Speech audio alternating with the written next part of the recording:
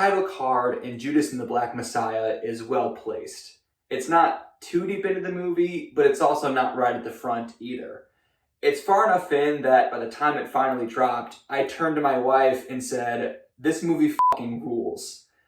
May have been a little premature to declare something like that, but turns out, in this case, I was right. The movie opens in Chicago in 1968, as Bill O'Neill, played by Lakeith Stanfield, attempts to steal a car by pretending to be an FBI agent and repossessing it.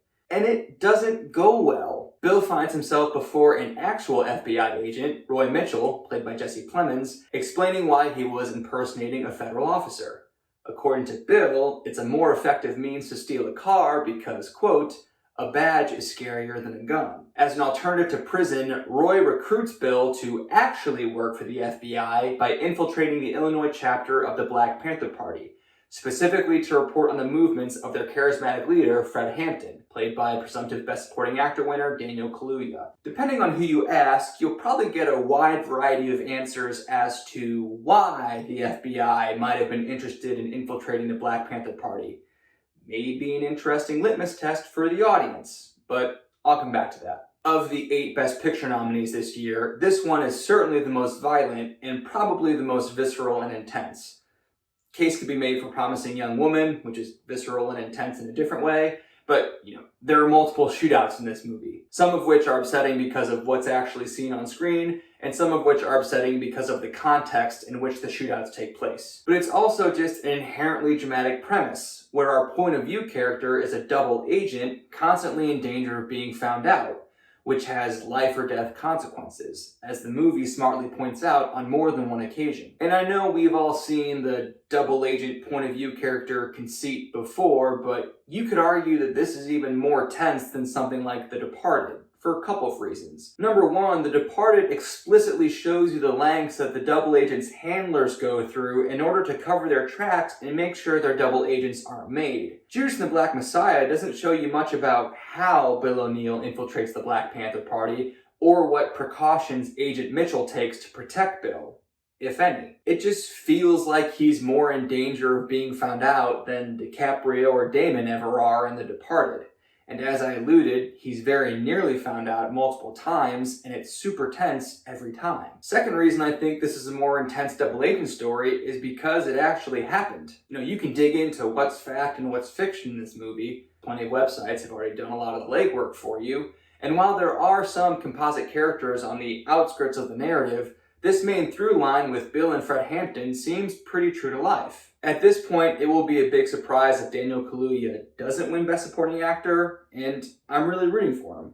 I think he's one of the most interesting actors working today. I think he elevates everything he's in, and he does some of his best work as Fred Hampton. Yes, he gets to give the big, impassioned speeches, and he's great at that, but I'm more a fan of the quieter parts of the performance. What Fred Hampton was doing at this time was trying to form a rainbow coalition to unify the various leftist groups in the area. So he has to go into the headquarters of a black militant group, and they see him as an adversary, and they all have rifles. Or he has to go into the headquarters of the Young Patriots, who were white Southerners who venerated the Confederate flag. And the scenes where he has to go pitch these guys to join up with him, they're understandably very tense. And they're where Kaluuya shines the most. Dominique Fishbach plays Deborah Johnson, an activist who falls in love with Fred Hampton. As a character, the movie's just having her do the Angela Bassett and Malcolm X thing, where she falls in love with the charismatic civil rights leader, but then slowly realizes he belongs more to the cause than he does to her.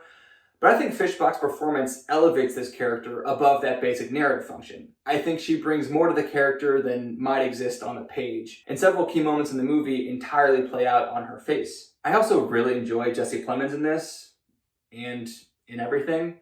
I think he's one of our best internal actors. He takes a lot of pauses, and you can kind of see the gears turning, but he keeps it all inside. He never overplays anything. He underplays. He underplays in The Irishman, and I'm Thinking of Ending Things, in The Master, and in Breaking Bad.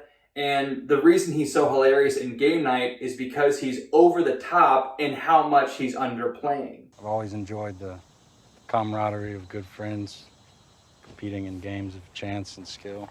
But he's so great here as the FBI agent because he's an interesting possible stand-in for a certain stripe of audience member, in that he's at first very confident that the Black Panthers are a dangerous organization who need to be monitored. He's very confident in the FBI's mission. He's very confident that he's on the right side. And slowly he becomes less confident in those things. And then there's Lakeith Stanfield, who's one of my favorite actors working today. I think the most talked about aspect of this movie in regard to its Oscar nominations is the fact that both Lakeith Stanfield and Daniel Kaluuya are nominated for Best Supporting Actor despite respectively playing the titular Judas and Black Messiah. It is the titular role! So how'd this happen? Warner Brothers campaigned Kaluuya in Supporting Actor and campaigned Lakeith Stanfield in Lead Actor. And I kind of buy that, but I see them personally more as co-leads. Weirdly, I keep thinking of the movie Amadeus, where F. Murray Abraham as Salieri and Tom Hulce as Mozart were both nominated in the lead category. I think Bill O'Neill is like Salieri in that the movie's told from his point of view and he has the most significant arc. And Fred Hampton is like Mozart because while he doesn't have much of an arc himself, basically every other character's arc is based around their relationship to him, and he's kind of at the center of the narrative holding everything together. So Salieri and Mozart were both deemed lead performances by the Academy in 1985, but I could see the case where Salieri is lead and Mozart is supporting. I can see the case where Stanfield is lead and Kaluuya is supporting, but I can also see them as co-leads. And the ambiguity is what got us this puzzling double supporting nomination. Per Academy rules, a performer can't be nominated in two categories for the same performance, so if an actor gets enough votes for a nomination in two different categories, they're put in whichever category they got more votes in. So I think we can assume that some people voted for Kaluuya in supporting, which is where he was campaigned, but probably some people also voted for him in lead. And I don't know, maybe everyone who voted for Kaluuya in lead also voted for Stanfield in supporting, even though he was campaigned in lead. Regardless, somehow both Kaluuya and Stanfield got enough votes for a nomination, but they also both had more votes in supporting than in lead. So, I don't know. Regardless of which category he's in, I think Lakeith Stanfield is great in this. I think in general, he's really good at playing cool and collected, like his character on Atlanta, but he's equally good at playing fidgety and uncomfortable, like his character in Sorry to Bother You. And in this movie, he has to play a guy who's constantly pretending to be cool and collected when he's actually fidgety and uncomfortable. And his character is the basis of what I think is one of the most damning and effective end title cards this side of Spotlight. So like I said at the top, this movie drew me in with its inherently dramatic premise, but it also served as quite the history lesson. Yes, it's mixing fact and fiction, as does every movie based on true events, and yes, it has a point of view, but it's a point of view I haven't seen much. And this movie is very interested in point of view as a concept. It notably opens with Lakeith Stanfield as Bill O'Neill being interviewed for a documentary in 1989. And then it ends with actual footage of Bill O'Neill from that same documentary.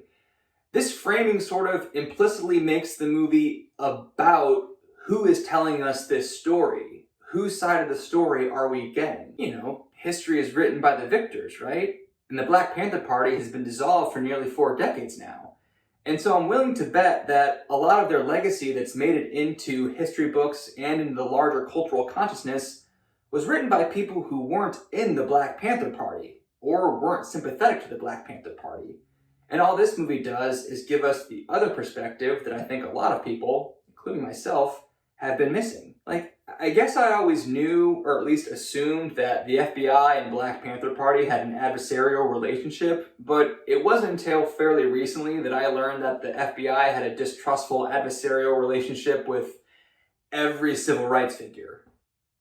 Like all of them. But this movie paints an even more complex picture of why J. Edgar Hoover would specifically set his sights on the Black Panthers and call them the greatest threat to the security of the nation.